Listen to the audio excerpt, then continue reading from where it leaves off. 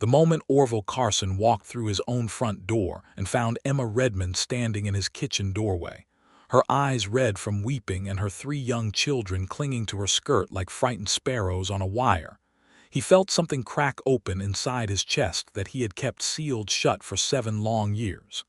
It was not pity. He had known pity before, had dispensed it like a medicine and moved on. This was something altogether different, something that frightened him more than any drought or cattle rustler or mortgage collector ever had. He had ridden hard all afternoon from the southern pasture, his horse lathered, the October sun bleeding orange across the New Mexico sky, and the last thing he had expected to find on the Carson ranch was a woman who looked like she had been carrying the weight of the entire frontier on her shoulders since before the summer turned. He had not planned any of it, not the invitation, not the impulse that had seized him when old Hector Fuentes, his most trusted ranch hand, had leaned close during the evening roundup and said quietly, "Boss, the Redmond widow and her children, they have not eaten a real meal in weeks. I saw the youngest boy digging through the kitchen scraps behind Callaway's general store this morning. It broke my heart to look at." Orville had gone very still on his horse. The leather reins had creaked in his grip. And then he had turned that horse around without a single word and ridden hard back to the ranch house, dismounting before the animal had fully stopped, striding through the dust to find his cook, a broad-shouldered Mexican man named Domingo who had worked for the Carson family since Orville's father built the original cookhouse 20 years ago. "Domingo," Orville had said, his voice coming out rougher than he intended. "Make enough for her family tonight. They have not had a good meal in weeks." Domingo had looked at him with those steady dark eyes of his, had nodded once, and had immediately turned back to his stove without asking a single unnecessary question. That was the moment everything changed. That was the moment the trap was laid, though Orville did not know then whether it was a trap for Emma Redmond or for himself. Now she was standing in the kitchen doorway, and he was standing in his own front hall feeling like a man who had walked into a room and forgotten entirely what he came for. Emma Redmond was 28 years old, and she had a quality about her that Orville could not name immediately, not until much later when he had lain awake 3 nights in a row trying to put language to it. She was not conventionally beautiful in the way that the merchant's daughter over in Santa Fe was beautiful, with her store-bought dresses and her careful curls. Emma was something harder and softer at the same time. Her dark auburn hair was pinned back without much fuss, and several strands had escaped to curl against her neck. Her eyes were a gray-green color that shifted depending on the light, and right now in the fading gold of the afternoon they looked like sage after rain. She was slender in the way that people become slender when they have been working too hard and eating too little, and her hands, which she was pressing together in front of her apron, were the hands of a woman who had been doing the work of 2 people for a very long time. "Mr. Carson," she said, and her voice was even, carefully controlled in the way of a person who has learned that showing panic makes everything worse. "I want you to know that I did not come here to accept charity. Hector told me you had asked, and my children were hungry, and I made a decision that I hope you will understand." Orville took his hat off. He was 34 years old, and he had spent most of those years making decisions that were straightforward and practical, decisions about cattle and land and water rights, and the dark past that had driven his family to New Mexico from Tennessee when he was barely 17. He was not accustomed to situations that made him feel uncertain. "You misunderstand the invitation, Mrs. Redmond," he said. "It was not charity. It was a neighbor feeding neighbors. That is what people do out here." She looked at him for a long moment, and he had the unsettling sensation that she was reading something in his face that he had not consciously put there. "You do not know me," she said. "We have exchanged perhaps 6 words at the general store. I know that you are a widow who came to this county 8 months ago with 3 children and a broken-down wagon," he said. "I know that your husband died on the trail coming from Missouri, and that you have been farming that 40-acre plot on Cochillo Creek with nothing but hand tools and determination. I know that the summer was dry and the corn did not make it. And I know what it looks like when a family is in trouble, Mrs. Redmond, because I have seen that look before in my own mirror." That last admission surprised even him. He had not meant to say it. It was the kind of truth that came out sideways when your defenses dropped, and something about Emma Redmond had apparently dismantled several walls he had not even noticed he was maintaining. She did not reply immediately. Behind her, the smallest child, a boy of perhaps 4 with his mother's auburn coloring, peeked around her skirt with enormous eyes and stared at Orville with the frank, unguarded curiosity that only very young children possess. "That is Thomas," Emma said quietly. "And behind him are Daniel and Clara. Daniel is 9 and Clara is 7. Orville crouched down to the boy's level. "Hello, Thomas." Thomas stared at him for 2 full seconds, then buried his face in his mother's skirt. Orville straightened up. From the kitchen came the extraordinary smell of Domingo's cooking, something with chilies and beef and corn tortillas that turned the entire ranch house warm and rich and alive. And he watched the children's faces change as that smell reached them, watched the hunger and the hope move across their small features like weather crossing a plain. "Come in," he said. "All of you, come in from the cold." The story of how Emma Redmond came to be standing in Orville Carson's doorway was not, at its heart, a simple story of misfortune. It was a story about secrets and about the ways that people carry the weight of choices made by others. It was a story about a dark past that had followed her from Missouri like a shadow that refused to shorten no matter how far west she ran. Her husband, James Redmond, had been a man of considerable charm and considerable weakness. Emma had married him when she was 22, fresh from a church in St. Louis, believing in the version of him that presented itself in daylight. She had discovered the other version gradually, the way you discover cracks in a wall, first one small line, then another, until one day you step back and realize the whole structure is compromised. James Redmond had debts, not ordinary debts, not the honest debts of a man trying to build something in a hard world, but the kind of debts that accumulate in saloons and card rooms, debts owed to men who did not accept excuses as currency. He had borrowed money from a man named Vance Hollowell, who operated out of Joplin and whose reputation for collecting was the kind that traveled ahead of him like a cold wind. When James could not pay, Vance Hollowell had done what such men do. He had made life in Missouri so dangerous that leaving was the only option that preserved life itself. So James had loaded his family into a wagon and headed west in the spring of 1882, telling Emma that New Mexico was going to be their new beginning, their fresh start, their country where no one knew their name. He had told her that the debt was almost settled, that Hollowell would not follow them, that they were going to be fine. 3 weeks into the journey, crossing the dry country of the Oklahoma Territory in late May, James Redmond had died. Not from violence, not from any dramatic frontier reckoning, but from a fever that came on suddenly and moved fast, the kind of fever that took people in those days with a speed that left survivors feeling cheated of the chance to prepare. Emma had held his hand through 2 nights of delirium, and then he was gone, and she was alone in a territory she did not know, with 3 children under 10, a wagon that needed a new wheel, and no money beyond what was sewn into the hem of her second-best dress.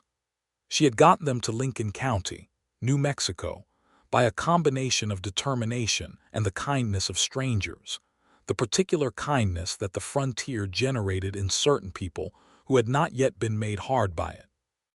A farming family named Avery had let her travel with their party. A cavalry officer at Fort Stanton had given her directions, and a bag of dried beans that she had rationed for 11 days. And finally she had found the 40 acres on Cochillo Creek, which she had rented from a land agent in Lincoln for $3 a month, a sum she could barely manage, and she had set about trying to grow something from ground that had never been cultivated. What she did not know, what she could not have known because James had carried his secrets to his grave with the particular thoroughness of a man who knows the truth will hurt him, was that the debt to Vance Hollowell had not been settled, not even close. and Hollowell had a long memory and a longer reach. But that particular complication had not yet arrived in Lincoln County as of that October evening in 1882. It was coming, moving toward them like weather that had not yet broken over the mountains. And Orville Carson, who was about to sit across a supper table from Emma Redmond for the first time, had no idea that the woman he was already half in love with was the center of something that would test every loyalty he possessed. Domingo had set the big pine table in the ranch house dining room with the plain white plates that Orville's mother had brought from Tennessee, and he had made beef stew with green chilies and roasted corn, a pot of beans cooked with salt pork and dried herbs, fresh corn tortillas kept warm in a folded cloth, and a dried apple cake that had been waiting for some occasion worthy of it. He had boiled coffee and made a small pot of sweetened milk for the children, and the table looked, to anyone entering that room, like exactly what it was: a man who had told his cook to spare no effort. Emma sat at the table, and for one brief, unguarded moment she let her composure slip. Orville saw it, the way her eyes moved over the food and her jaw tightened and her throat worked, and he looked away quickly because watching her try not to cry felt like witnessing something too private. The children had no such reservations. Daniel, the oldest boy, was 9 and already had his father's long jaw and his mother's careful eyes, and he sat up straight and ate with controlled hunger, the hunger of a child who has learned not to appear desperate. Clara was 7 and openly delighted, and she asked Domingo with perfect seriousness whether he had made the tortillas himself, and when Domingo said yes, she said they were the best she had ever tasted, which was both true and diplomatically perfect. Thomas, the 4-year-old, simply ate with total concentration and asked for more beans twice. Orville watched all of this from his end of the table and felt something that was simultaneously simple and complicated. The simple part was satisfaction, the straightforward human satisfaction of feeding hungry people.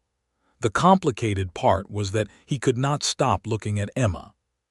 She caught him looking once, and he did not look away quickly enough, and something passed between them in that moment, something that neither of them named or acknowledged, that simply registered the way lightning registers in the body before you hear the thunder.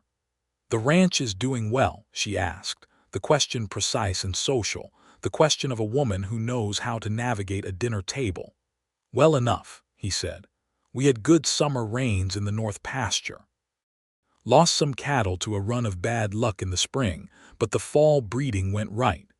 You run mostly cattle and some horses. I have 12 working hands and 4 horses I train specifically for cavalry contracts." She nodded, and he could see her processing this information, filing it away with the practical intelligence of a woman who has had to assess resources and possibilities in a world that offered her very few easy choices. "And you have been in this county long?" she asked. "Since 1872, he said. 10 years. I came with my father. He passed 3 years ago and left me the ranch." "I am sorry for your loss," she said, and the phrase, which could have been automatic, was not. She said it with the weight of someone who knows what loss actually feels like. "And I am sorry for yours," he said. The table went quiet for a moment, not an uncomfortable quiet but a quiet with texture, with the sound of children eating and the pop of the fire in the next room. "The land on Cochillo Creek," he said carefully after a moment. "It is hard ground to farm alone." "I know it," she said. "I knew it the day I signed the rental agreement, but it was what was available, and I have 3 children to shelter, so available was what I needed. What are your plans for the winter?" She met his eyes directly. "I have some preserves from the early garden, some dried corn. I have been taking in mending and laundry from the households in Lincoln." A pause. "We will manage." The word manage carried a weight in her mouth that he recognized because he had said it himself in the years after his father died, in the years when the ranch was struggling and the mortgage was a thing with teeth, and he had told himself every morning that he would manage because the alternative was not acceptable. "The Avery family mentioned you," he said, "when they passed through last month. Mrs. Avery said you had traveled with them from Oklahoma Territory. She spoke highly of you." Something softened in Emma's face. Ruth Avery was very kind. She fed my children for 2 weeks without once making them feel they were a burden. That is what people should do, he said. And yet it is rarer than it ought to be. It is, she agreed. And then she looked at him with those sage-and-drain eyes and said, "Why did you do this, Mr. Carson, honestly?" He thought about giving her the easy answer, the practical neighbor answer, but something in her directness demanded an honest reply. "Because Hector told me this morning that he had seen your youngest boy going through the kitchen scraps at Calloway's," he said, "and I could not sit with that information and do nothing." She absorbed this. Her jaw tightened again, a habit she had, he was realizing, of clenching against emotion that she would not allow to surface in front of others. "Thomas is 4, she said quietly. "He does not know yet what pride means. He only knows what hungry means." "There is no shame in hungry," Orville said. "There is only shame in watching hungry and turning away." She looked at him for a long time. Thomas had climbed down from his chair and was now standing next to Domingo by the kitchen door, holding the corner of the cook's apron and watching him with the devoted attention that small children give to people who have just fed them magnificently. "You are not what I expected," Emma said finally. "What did you expect?" "I expected a man with an agenda," she said simply. "Most help comes with strings attached, Mr. Carson. I have learned that." "Call me Orville," he said. "And some help does come with strings. This does not." She nodded slowly, like someone recording a fact that may need to be verified later, but is willing to proceed on provisional trust. After supper, while Domingo cleared the table with quiet efficiency, and the children drifted toward the fire in the front room, where Daniel had found a stack of old newspapers and was reading them with the absorbed intensity of a child hungry for words as well as food, Orville and Emma stood on the porch in the cooling October dark, and he could see the Milky Way laid across the sky above them like scattered flour. "I have a proposition," he said, "and I want you to hear it clearly before you react to it, because it is practical and it has nothing to do with charity." She turned to look at him. In the dark her eyes were simply dark, but her posture was attentive. "My cook Domingo manages the kitchen and the household provisions, but he has been needing help for some time. He is not young, and the work of a full ranch kitchen is more than one man should carry. I have been looking for someone to assist him, someone to help with the cooking and the organization of the household, and in exchange I offer wages, room and board for you and your children, and use of the small house on the east side of the property." He paused. "It is a real position, real work, fair pay. The going rate in the county for a household cook's assistant is $8 a month. I would offer 12 because the position here requires more than most." She was very still. He could hear her breathing in the cold air. "You are offering me a job," she said. "I am offering you a job because you need the help." "Because I need the help and you need the income," he said. "Those two facts happening simultaneously is not charity. It is practical alignment." She looked out at the dark land for a long moment. He could see her weighing it, running the numbers against her alternatives, testing the edges of the offer for the strings she expected to find. "The small house," she said. "How small?" 2 rooms, a sleeping room and a main room with a kitchen area. Solid construction, good stove. It has been empty for 2 years, but it is sound. My children could go to school in Lincoln if we lived here. The Lincoln School takes students from across the county. It is 5 miles, but 2 of my hands ride that road every morning and could take the children." She turned to look at him again, and this time the look lasted long enough that he felt its weight. "Why are you doing this, Orville?" she said, and using his name for the first time made something shift between them, a small but definite shift like a door opening an inch further. The real answer, not the practical alignment answer. He thought about his options. He could maintain the fiction of pure practicality. He could retreat behind the rancher's straightforward efficiency, or he could tell the truth. "Because Hector told me about your boy in those kitchen scraps," he said, "and I rode home thinking about it for an hour, and the more I thought about it, the more certain I became that I could not let that continue when I have the means to change it. And because he stopped. Because. She pressed, and her voice was quiet and careful. Because you have been carrying something very heavy for a very long time, he said, and it seems to me that you should not have to carry it entirely alone. The silence between them was not awkward. It was the silence of two people standing next to something true. I will think about it, she said finally, tonight, and I will give you my answer in the morning. He nodded. That was exactly the right answer, and the fact that she gave it rather than yes or no immediately made him respect her more. She gathered her children from the fire, wrapping Thomas in his small coat, sending Daniel to fold the newspaper carefully back the way he had found it, taking Clara's hand. They loaded into the wagon that Hector had hitched for them, and Orville stood on the porch and watched them go, the lantern at the wagon's front making a small moving circle of gold in the enormous dark. The answer came the next morning at 7, delivered not by Emma herself but by Daniel, who rode up to the ranch house on the old bay horse with the solemnity of a 9-year-old entrusted with a serious mission, and handed Orville a folded note. Orville opened it. The handwriting was neat and precise, educated, the handwriting of a woman who valued precision. It said, "Yes, on the terms as stated, we will bring our things Friday. Thank you, E. Redmond." Orville read it twice, then folded it and put it in his shirt pocket and stood for a moment looking at the mountains to the east where the morning was coming in gold and lavender over the ridge. "Tell your mother we will be ready," he told Daniel. Daniel nodded with great seriousness, turned the old bay horse around, and rode away. The weeks that followed were, by any objective measure, the most complicated of Orville Carson's adult life. Emma Redmond and her children moved into the small East House on a Friday in late October 1882, arriving with a wagon load that was heartbreakingly spare. 2 trunks of clothing and household goods, a rocking chair, a cast iron pot, a small box of books. Orville and Hector and 2 other hands helped them unload without comment, and Domingo had the house swept and the stove laid and a pot of soup waiting on the hearth.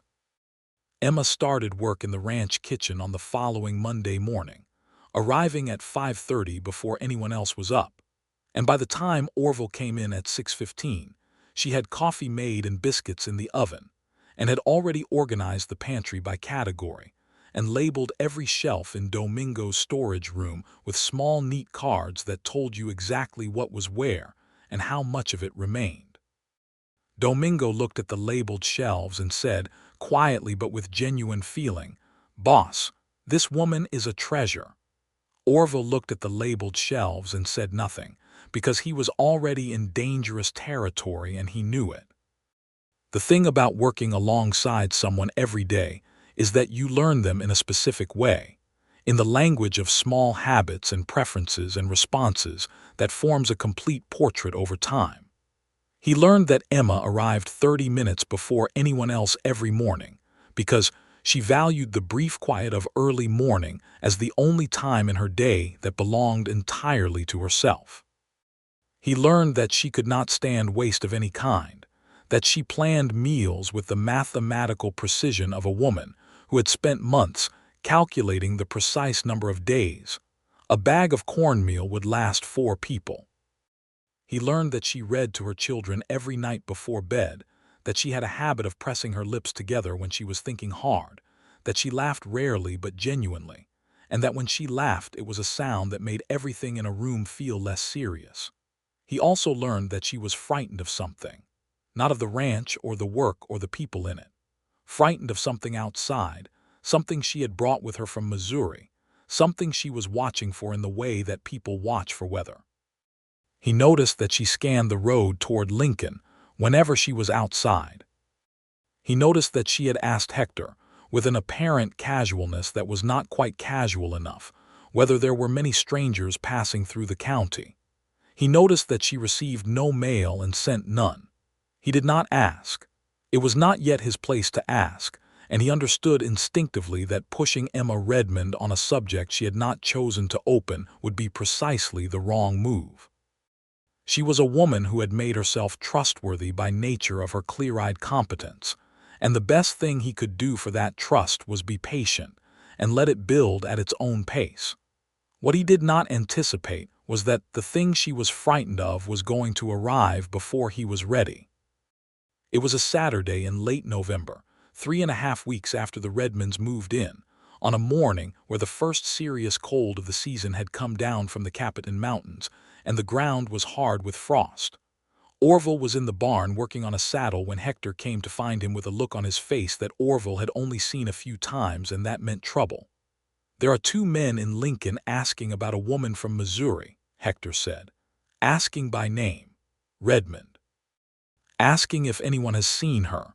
Orville set the saddle down slowly. "Who are they?" he asked. "Nobody from around here," Hector said. "One big, one medium, both carrying." They went to the general store and to the saloon. Diego at the saloon said they showed money and were not friendly about the asking. Orville was quiet for a moment. He was thinking about a woman who scanned the road toward Lincoln. He was thinking about a woman who had come from Missouri in a broken wagon, trailing something she had not yet chosen to name. "Where are they now?" he asked. "Diego said they took a room at the boarding house last night," Hector said. "He thinks they will start riding the county roads today." Orville stood up, replaced his hat, and walked out of the barn toward the ranch house. He found Emma in the kitchen with Domingo, rolling out pastry dough for the evening meal, her sleeves pushed up and flour on her hands.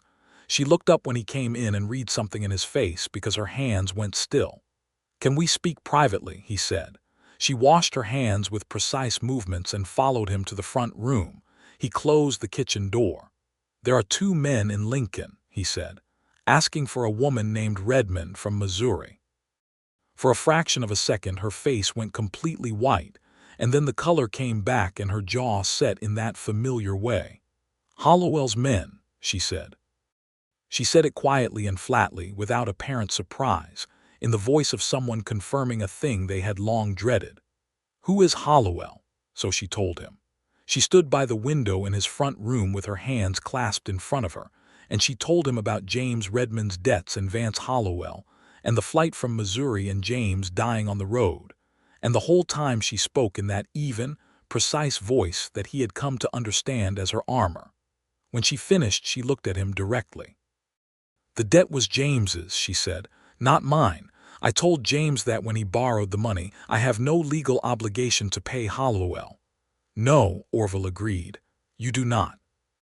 But I suspect Hollowell does not concern himself particularly with legal obligation." "No," she said, "he does not. How much was the debt?" As of the spring it was $460 with Hollowell's interest applied. Orville did a rapid internal calculation. It was a significant sum, not ruinous for him but significant. "That is manageable," he said. She stared at him. "Orville, that is not your debt." "No," he agreed. "But 2 of Hollowell's men are in Lincoln and will be riding the county roads today. And your children are 5 miles from where those men are sleeping. And I am not willing to let that be the situation for longer than necessary." "You cannot just pay another man's debt for me," she said, and there was something almost fierce in it, a pride that was not vanity but self-preservation, the pride of a woman who has survived by being nobody's dependent. "I am not proposing to pay it for you," he said carefully. "I am proposing to make you a loan against your future wages, secured against nothing except your word, at no interest, because the alternative is allowing you and your children to be frightened in a place where they should be safe." "That is a different thing." She looked at him. He could see the war in her face, the pride and the practicality, and underneath both of them, something else, something she was not yet ready to name any more than he was. "Even if you paid them," she said quietly, "I do not know that Hollowell accepts the payment and leaves us alone. He is the kind of man who collects money and then finds a reason to collect more." "Then we deal with that when it comes," Orville said. "But we deal with the immediate situation first." She turned and looked out the window at the frost-hardened yard, at the distant mountains, at the pale winter sky. "I should have told you this before I accepted your offer," she said. "You had a right to know what you were allowing onto your property." "You had no obligation to tell me anything," he said. "You came here for work, not to confess your history. It was not honest." It was private, he said, and the distinction mattered to him. Private and honest are not opposites. She turned back to him, and for just a moment her composure bent, a hairline fracture in the surface of it, and he saw the exhaustion underneath, the particular exhaustion of someone who has been holding a frightening thing alone for a very long time. "What are you going to do?" she asked. "I am going to ride to Lincoln today with Hector," he said. "I am going to find Hollowell's men, and I am going to make it very clear that this debt is settled and that their presence in this county will not be welcome or comfortable going forward, and then I am going to come home. And if they do not accept that, then we will address that complication when it presents itself," he said. "But in my experience, most men who work for collectors are not interested in a complicated situation. They want to collect and go home." She was quiet. Then she said, "You should take more men than Hector." It was practical. He almost smiled. "I will take Hector and Ramon and Colt Whitfield," he said. "That will be clear enough without being provocative." He rode to Lincoln that afternoon with 3 good men, found Hollowell's representatives at the boarding house, and had a conversation that was brief and unambiguous. He paid the $460 from the cash reserve he kept in the ranch safe, on the clear condition that the debt was settled in full and any claim against Emma Redmond, born or derived from James Redmond's account, was permanently closed. The men were professional enough to accept this because professional collectors know that a live negotiation is better than an ugly situation in unfamiliar territory, with a rancher who clearly knew what he was doing and had 3 serious hands standing in the street outside. They signed a simple paper that Orville's lawyer in Lincoln would see registered. They left the following morning. When Orville got back to the ranch in the late afternoon, Emma was waiting on the porch of the east house. She had her coat on and her arms folded against the cold, and she watched him dismount with those gray-green eyes tracking him all the way across the yard. "Settled?" she asked, when he was close enough to speak quietly. "Settled," he said. "Signed and witnessed." She closed her eyes for 1 second, a single second of allowing herself the relief, and then she opened them and they were steady again. But in that 1 second he had seen what was underneath all that precision and control, the enormous weight she had been carrying, the fear for her children, the exhaustion of being alone against a threat she had not made. "I will repay every dollar," she said. "It will take time, but I will repay it." "I know you will," he said. He did not argue. He did not tell her it was not necessary. He simply accepted it because accepting it was the most respectful thing he could do.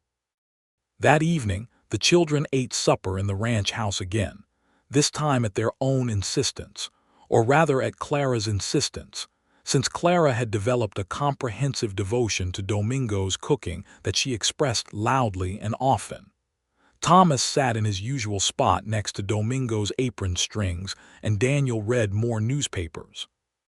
And Emma sat across from Orville at the long pine table, and the atmosphere between them was changed, perceptibly and irrevocably changed, in the way that things change after a crisis has been weathered together.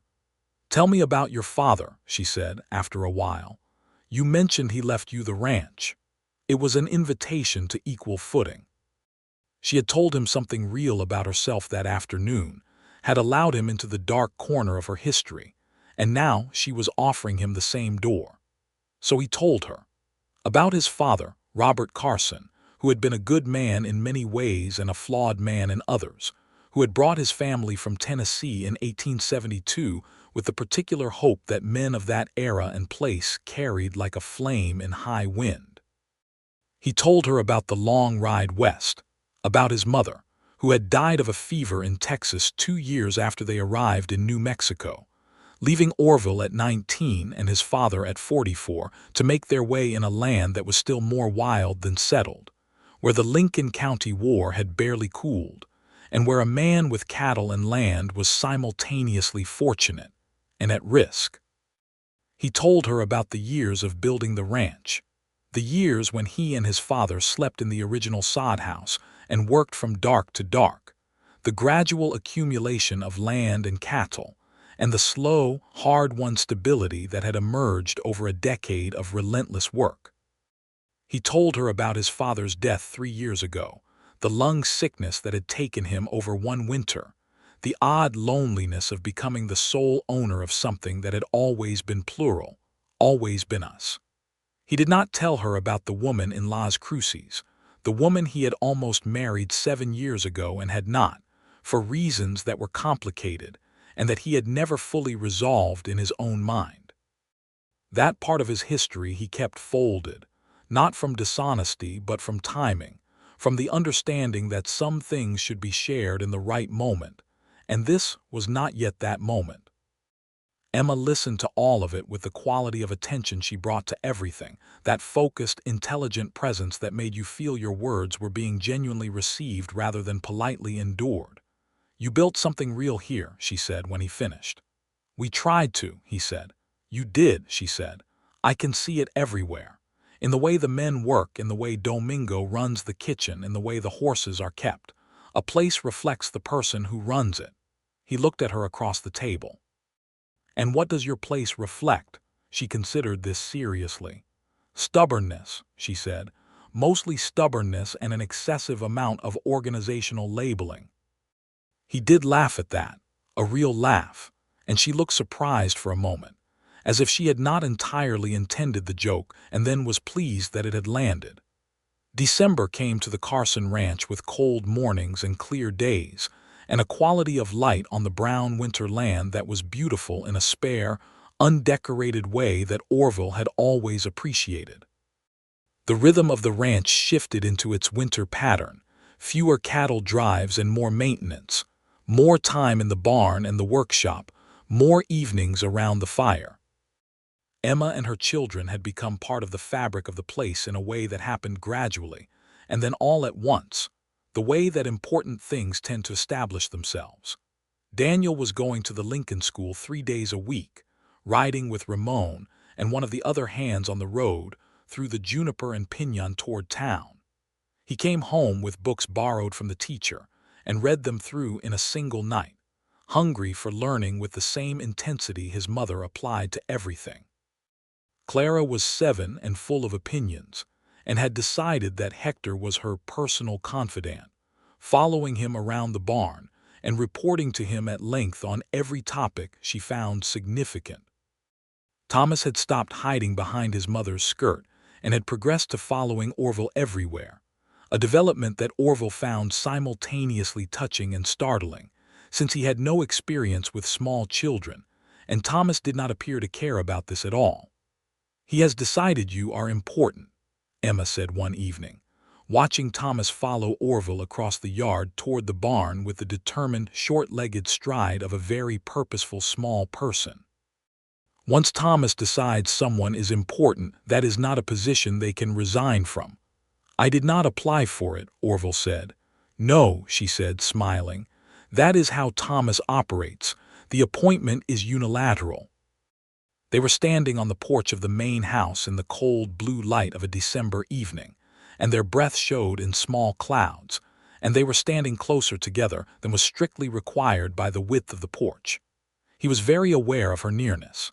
He had become, over these weeks, increasingly aware of her in a way that was no longer explainable as simple neighborly regard. He was aware of her when she was in the room and aware of her absence when she was not. He was aware of the sound of her voice from the kitchen in the morning, and the sight of her crossing the yard in the afternoon with her coat buttoned against the cold, and her auburn hair pinned back with a precision that always had one escapee strand falling against her neck, the same strand, always the same strand on the left side.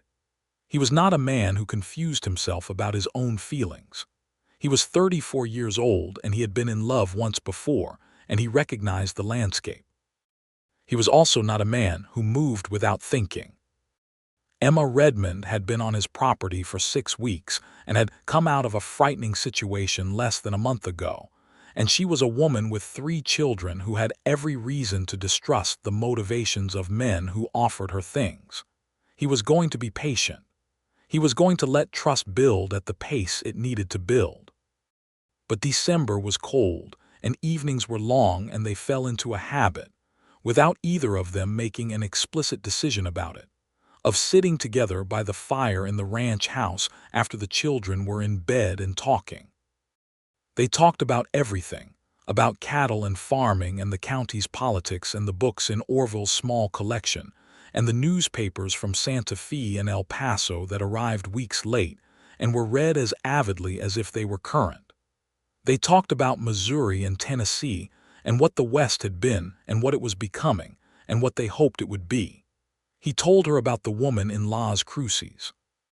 Her name was Margaret, and she had been the daughter of a merchant, and they had been close to marrying in 1875 when she had told him that she could not love the life he was offering, could not love the remoteness and the hard work and the uncertainty of a ranch that was not yet secure.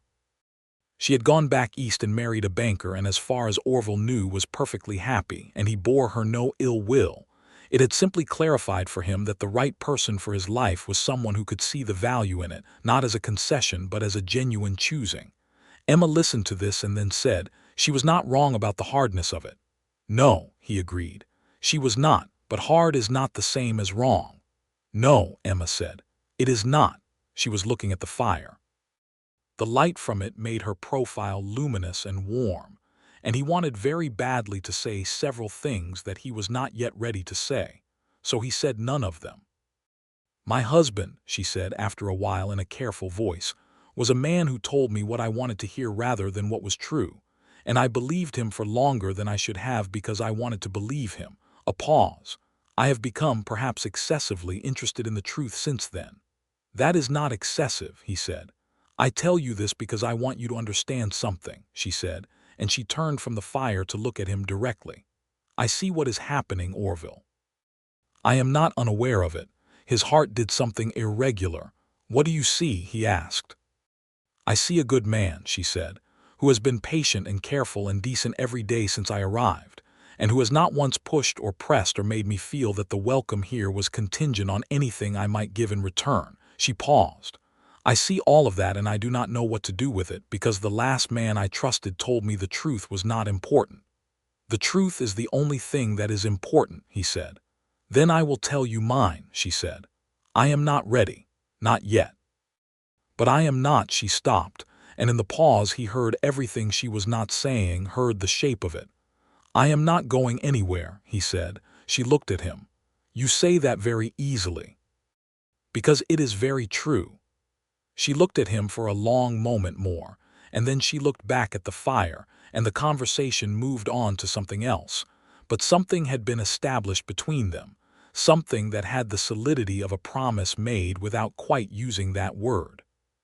Christmas came to the Carson ranch with a cold front that brought an inch of snow, the first the children had seen in New Mexico, and Clara stood in the yard with her mouth open, and her hands out catching snowflakes with an expression of pure, uncomplicated wonder that made every adult watching her feel, briefly, that the world was a fundamentally good place. Domingo made a Christmas dinner that took 2 days of preparation, and produced a table of food so magnificent that Daniel, whose vocabulary was expanding rapidly with the borrowed books, described it as genuinely opulent, which made Orville laugh and made Emma look at her son with a combination of pride and amusement that was one of the most beautiful things Orville had ever seen. Orville gave the children gifts, modest ones, a pocket knife for Daniel with a note about the responsibility that came with it, a copy of a novel by Louisa May Alcott for Clara, a carved wooden horse that Hector had made for Thomas. He had deliberated carefully over what to give Emma and had settled on a good quality leather-bound journal with a pencil case, because she made notes on everything, planned everything on scraps of paper, and deserved something worthy of how her mind worked. She opened it and ran her hands over the leather cover and looked at him with something in her eyes that he could not quite read, but that made his throat tight.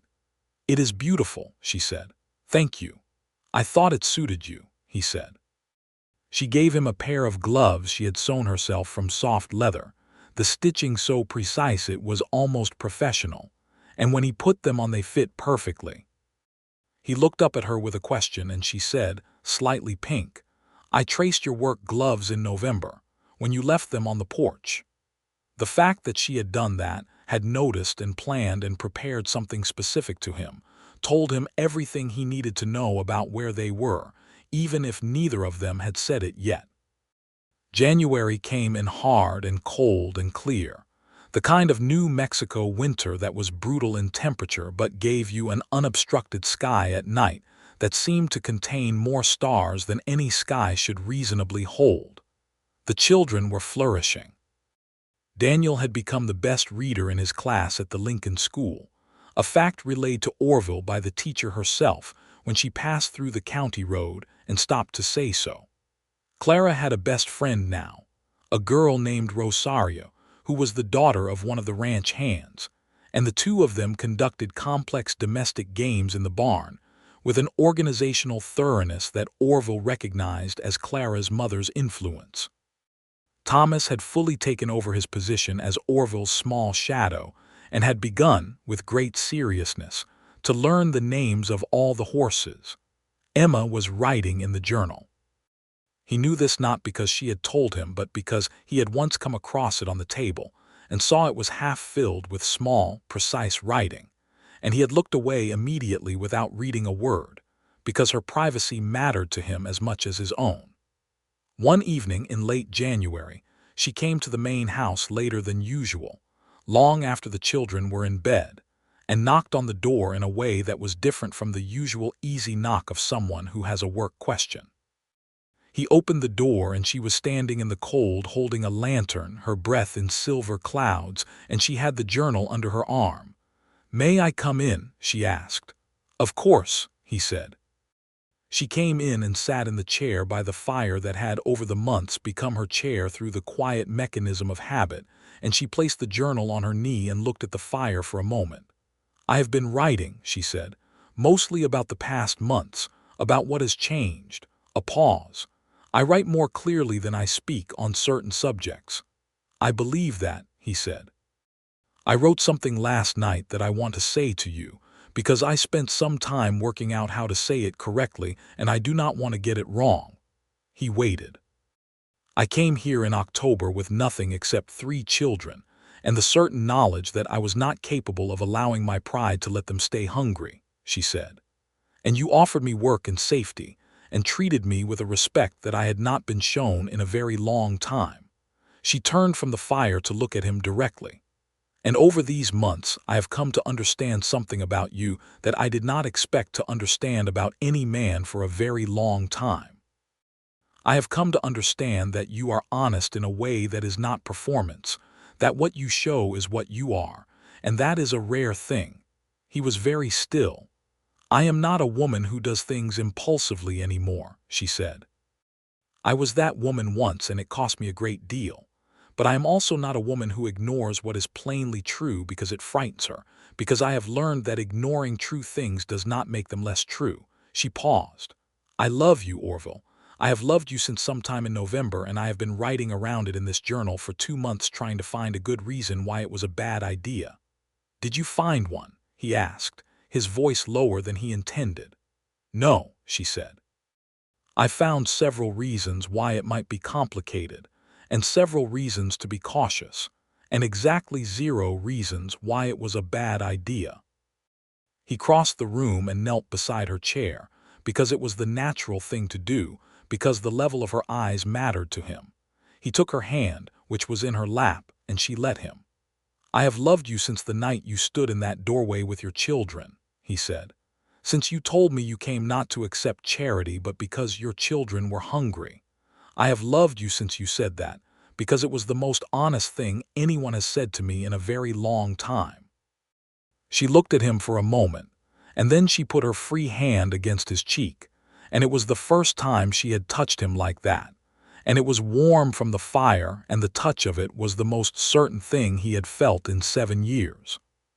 He kissed her, quietly and carefully, and with the full weight of everything he had not said for 4 months, and she kissed him back with the same weight, and when they pulled back the fire was still going and the ranch house was still cold outside its circle of warmth, and the stars were still enormous in the New Mexico sky, and none of that had changed and everything had.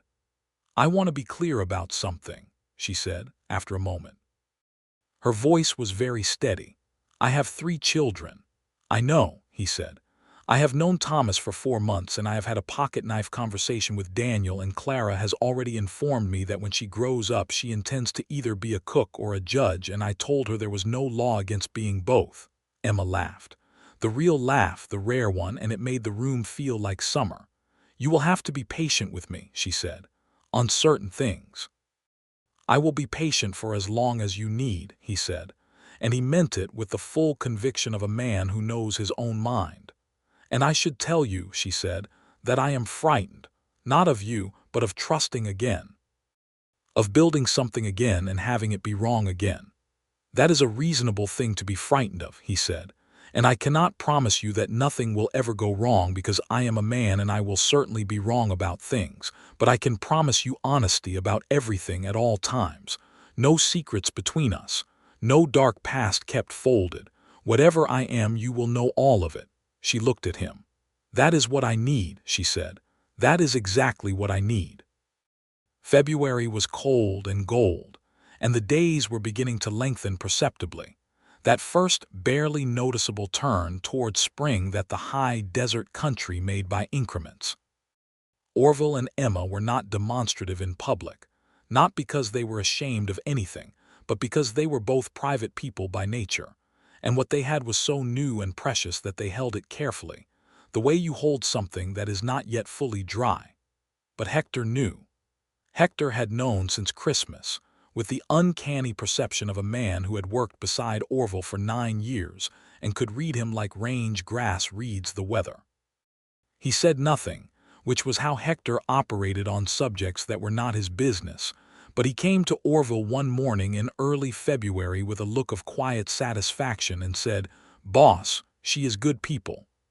"I know it," Orville said. "Her children are good people too," Hector said.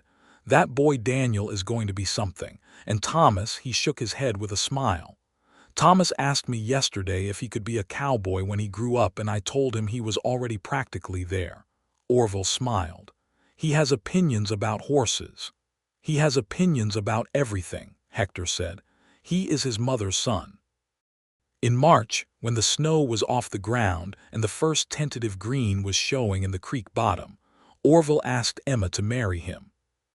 He did it in the most private way he could think of, on an evening walk along the creek when the children were with Domingo learning to make tortillas, and the sunset was laying red and orange above the Capitan Mountains in the distance, and the air smelled of warming earth and juniper. He did not make a speech. He said, "I want to make this permanent. I want to make you my wife and give your children my name and build this life with all of you for good and without any reservation. That is what I want." "What do you want?" She stood beside him by the creek and looked at the sunset for a moment. "I want exactly that," she said. "I want to make this permanent." He took the ring from his pocket, a simple gold band with a small garnet which he had ordered from a jeweler in Santa Fe 6 weeks earlier, because he had been certain then, even if he had not yet said so. And she held out her hand, and he put it on, and she looked at it on her hand with her lower lip pressed between her teeth, and then she looked up at him and her eyes were bright. They were married in Lincoln in April 1883, at the small church there, in a ceremony attended by all 12 of Orville's ranch hands, Domingo, Hector, and approximately 30 people from the surrounding county who had heard about it and come, because a good wedding was not something you declined to attend on the frontier.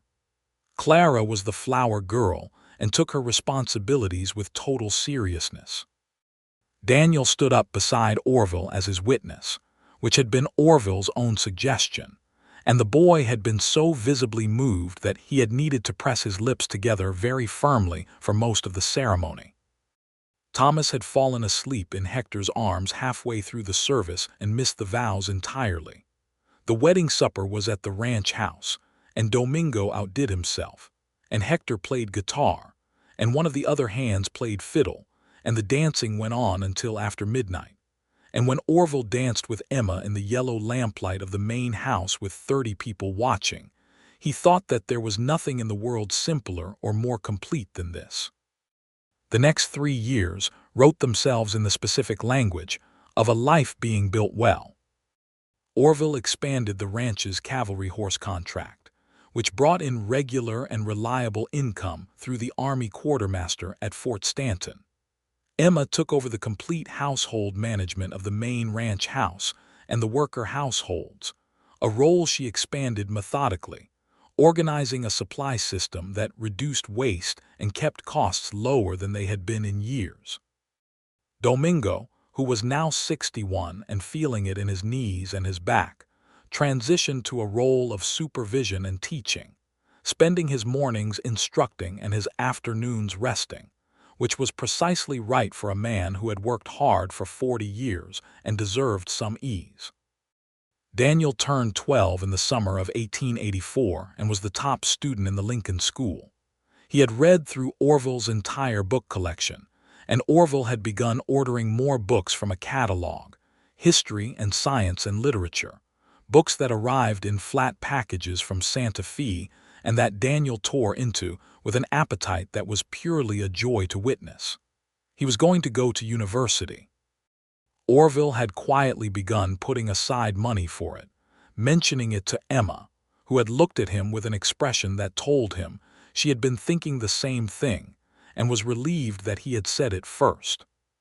Clara at 9 was a force of nature, running the small social world of the ranch with a natural authority that nobody quite knew how she had acquired.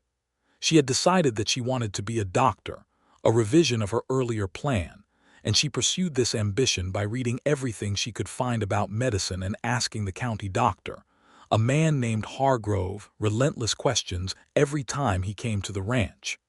Thomas at 6 was deeply, serenely himself. He knew every horse on the property, by name and temperament and individual preference. He had been on horseback since he was 4, first in front of Orville, then on his own on a small patient mare named Juniper that Orville had selected specifically for the purpose. Orville had no children of his own yet, but Thomas had been his for as long as he could remember, in every way that mattered.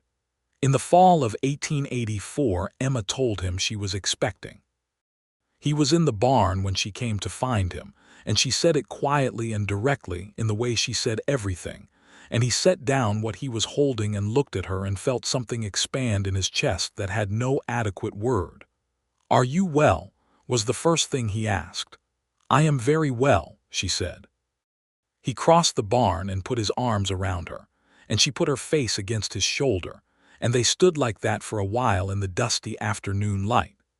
The baby arrived in June of 1885, a boy, born on a Tuesday morning when the summer heat was already building, and the roses that Emma had planted along the south fence of the ranch house were in full bloom. The birth was attended by the Lincoln County midwife, a capable woman named Dolores Garcia, who had presided over at least 200 births in the county, and who managed the whole proceeding with a calm authority that Emma later said was the most reassuring thing she had ever witnessed. The baby was a boy, healthy and loud and red-faced with opinions, and they named him Robert James Carson, Robert for Orville's father and James, after consideration and conversation, as a reclamation of the name, not for the failures of Emma's first husband, but for what it could mean in the hands of a child who would grow up surrounded by honesty and stability. Thomas, at 6, greeted his new brother with the gravity of a person presented with a serious responsibility. He stood by the cradle and looked at Robert for a long time, and then he looked up at Orville and said, "He is very small." "He will get bigger," Orville said. "I know," Thomas said. "I got bigger too." Daniel, at 13, was gentle and careful with the baby in the way of a boy who has already learned to be responsible for smaller people and who takes it seriously. Clara, at 10, held Robert with the absorbed attention of someone filing away medical information. The ranch was prospering. The cavalry contracts were solid. Emma had taken on, with characteristic efficiency, the additional work of managing accounts, which she did in the evenings at the big pine table, going over ledgers with the same precision she applied to everything. and her management had improved their financial position by a margin that impressed even Orville, who had thought he understood the accounts. In the evenings, after the children were in bed and Robert's cradle was quiet, they sat by the fire as they had always sat, and talked as they had always talked. But the conversation had layers now that it had not had before, the particular depth of two people who have built something real together and know every room in the structure of each other. He told her things he had never told anyone. She told him things she had saved for a person who could be trusted with them.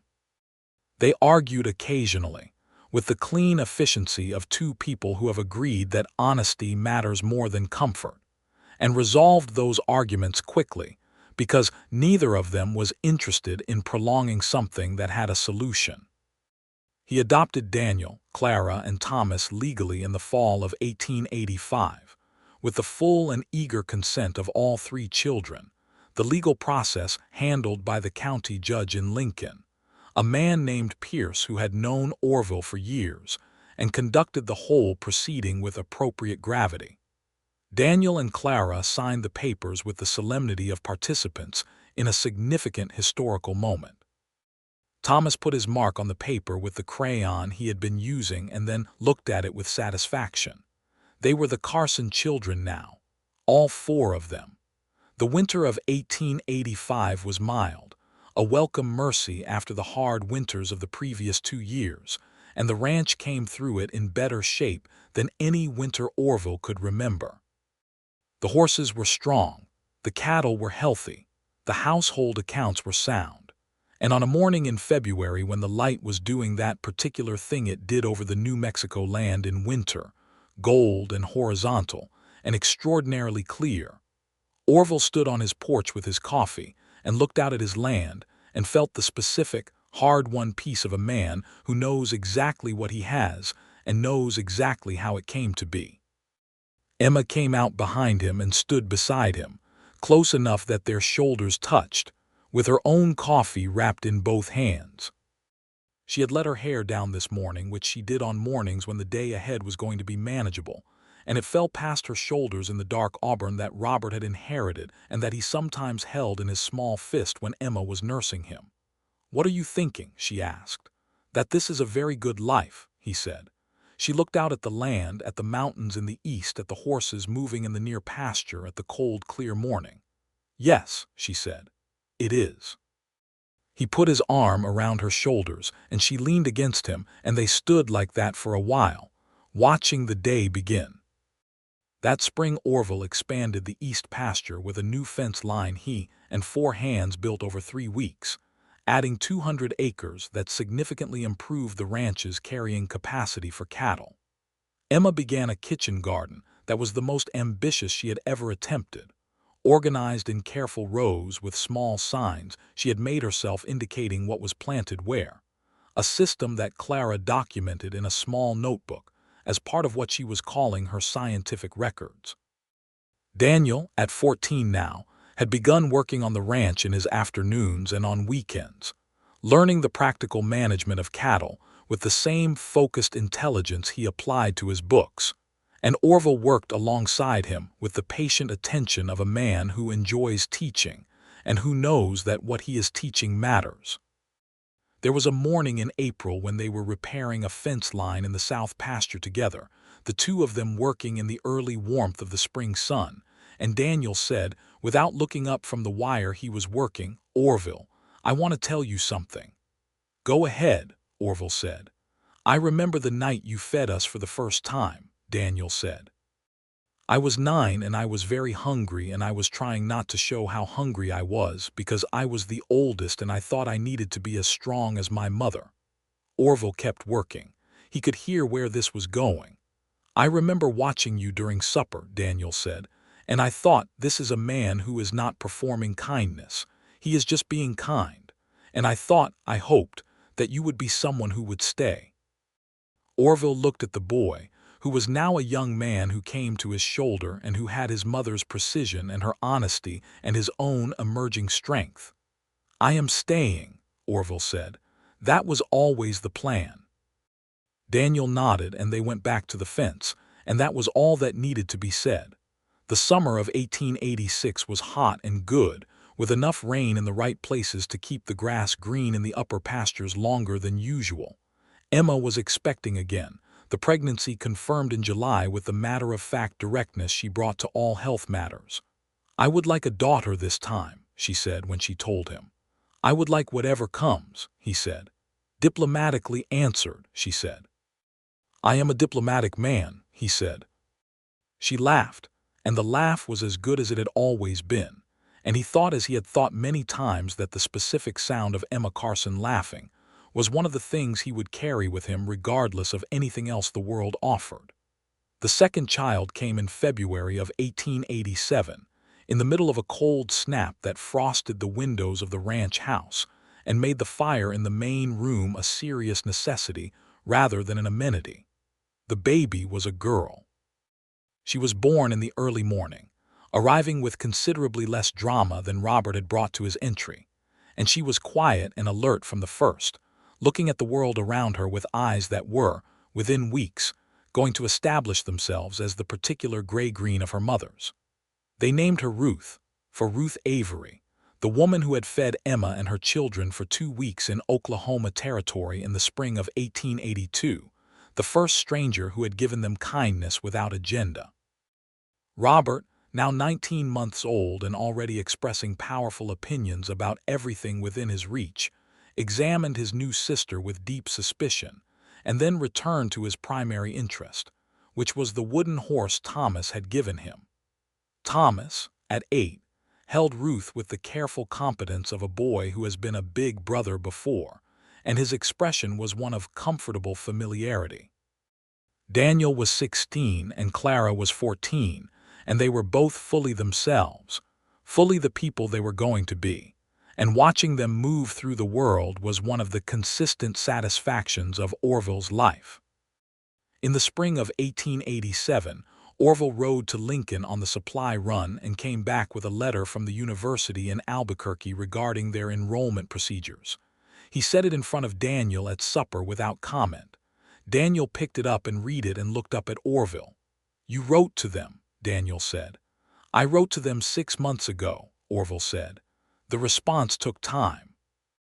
Daniel looked at his mother, who was looking at Orville with the expression that had no name but that he knew meant she was feeling something very large and was managing it with characteristic precision. "The fall term starts in September," Orville said. "You have time to make a decision." Daniel set the letter down carefully and looked at the table for a moment, and then he looked up and his jaw was tight in the way that men's jaws go tight when they are feeling something they are not yet experienced at expressing. "Thank you," he said. The word was quiet and complete. "You earned it," Orville said. Daniel went to Albuquerque in September of 1887, traveling with a group of other young men from the county on the stage road, with 2 trunks, a selection of books, and a letter from Emma that she had written and sealed, and a letter from Orville that was 1 page and said everything that needed to be said in the language of a man who had learned from a woman that honesty was worth the effort of precision. The ranch carried on without him in the days, though his absence was a presence in its own right. Emma kept his room exactly as he left it, which was the first time Orville had seen any sentimentality in her housekeeping, and he said nothing about it because it was not his business, and because it was exactly right. Clara, at 15 in the fall of 1887, had continued her medical education by an entirely self-directed course of study supplemented by regular conversations with Dr. Hargrove, who had recognized her ability early and treated her with a seriousness that respected what she was and what she was clearly going to be. She was going to be formidable. Everyone who knew her understood this, and Orville had begun the quiet process of researching what opportunities existed for her, in nursing or in medicine, in whatever form was available in this era, and in this place, because he was not interested in watching her settle for less than her capacity simply because the structures around her were insufficient. The year 1888 settled over the Carson ranch like a comfortable garment, the ease that comes from a place that knows what it is. The cattle numbers were healthy. The horse contracts with the cavalry remained strong. The household ran with the smooth, unfussy efficiency that Emma imposed on everything she managed. Robert turned 3 in June and was a tornado of energy and curiosity, and absolutely no inhibition whatsoever, very different from his older siblings in his complete lack of reserve, tumbling through each day with a joyful, headlong confidence that made Orville think the boy had arrived into the world certain of his welcome in it. Ruth was a year old and beginning to walk, navigating the ranch house with the focused intensity of a small person, discovering that the world is even more extensive than previously understood. She had Emma's eyes fully now, that sage-after-rain gray-green, and she had Orville's dark hair, and she had a temperament that was calm and watchful in a way that would have seemed somber except for the sudden, total smiles she produced at irregular intervals that were completely disarming. Thomas, at 9, was already the most capable young horseman on the ranch property. Orville had watched him work with a green horse earlier that spring with a patience and an intuition that were beyond his years, and had felt something that he could only describe as the pride of a father watching his son be himself and be excellent at it. In October of 1888, 6 years after Emma Redmond had stood in his kitchen doorway with flour on her hands and 3 hungry children at her skirt, Orville and Emma sat on the porch of the ranch house in the evening and watched the sun go down over the high desert in the colors it did best, red and orange, and a deep purple at the rim of the sky where it met the mountains. Daniel had written from Albuquerque. He was doing well, excelling in his studies of law, sending letters that were full of ideas and observations, and the specific, vivid quality of a young person encountering the world beyond what they grew up in, and finding it both larger and more comprehensible than expected. He asked after everyone by name, in order, always in the same order, which Emma said was because he was organizing his affections alphabetically, and Orville said was because he was her son and could not help making lists. Clara had been accepted to a nursing program in Santa Fe, which was the best that was available to a woman of her time and place, and she had accepted it with the manner of someone who intends this to be a beginning rather than a destination. Orville had made sure the tuition was arranged, quietly and completely, and Clara had accepted this with a hug that she delivered with the brisk efficiency of a person who does not linger in sentiment, but means it entirely. Thomas was going to be a rancher.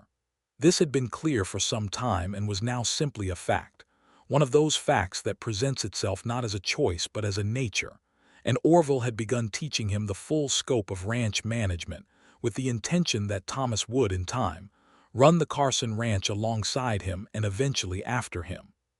Robert was 3 and Ruth was 1, and the house was noisy and full and absolutely, completely right. Emma leaned against Orville on the porch and his arm was around her, and the evening was cool, and the stars were beginning to show above the dark mountains in the east. "Do you remember the first night?" she said. "When you walked in and found us in the kitchen doorway." "I remember it perfectly," he said. "I was so frightened," she said. "Not of you, of needing anyone." "I know," he said. "You were very patient," she said. "You were worth patience," he said. She turned to look at him in the evening dark, and her face was the face he knew better than any other, better than his own, with all its history and its intelligence and its particular beauty, and she said, "Are you happy, Orville?" He thought about it seriously, because she deserved a serious answer. "I am happy in a way that is not the same as easy," he said. "It is happy in the way of a thing built well, where the happiness comes from knowing exactly what the building cost and exactly what it is worth. That is the only kind that lasts." She looked at him for a moment, and then she turned back to the evening and the mountains and the darkening sky.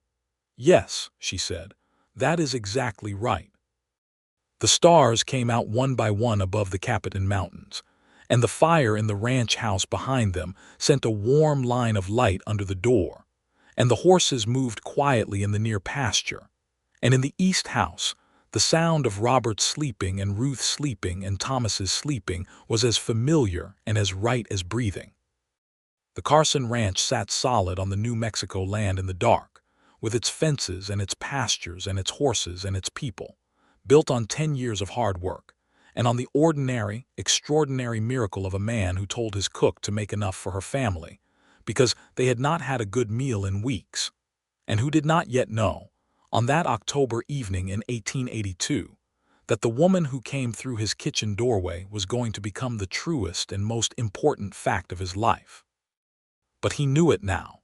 He knew it every morning and every evening and in every ordinary and extraordinary moment of the years that followed. He knew it the way you know the land you have worked with your own hands, completely and without reservation, with all its difficult terrain and all its rightness. And Emma knew it too. She had written it in the leather-bound journal he had given her at Christmas 1882, in the small, precise handwriting that was entirely hers, and she had written it many times after that, in different ways and different moments, because the truth of it did not diminish with repetition. It only became more clear. Some things are built slowly and on purpose, out of honesty and patience, and the particular courage it takes to trust again when trust has been broken. Some things are built out of a pot of stew and a simple instruction, and an act of decency so unremarkable that the man who performed it did not even consider it extraordinary. But the woman receiving it knew. She had always known. Decency was not common enough to go unrecognized by someone who had needed it and not found it, and when she found it in Orville Carson she recognized it immediately, with the precision that had always been her greatest gift. They sat together on the porch until the cold drove them in, and then they went inside to their house and their life and their children and their fire, and the ranch house door closed behind them with the solid, particular sound of a place that belongs to people who belong to it.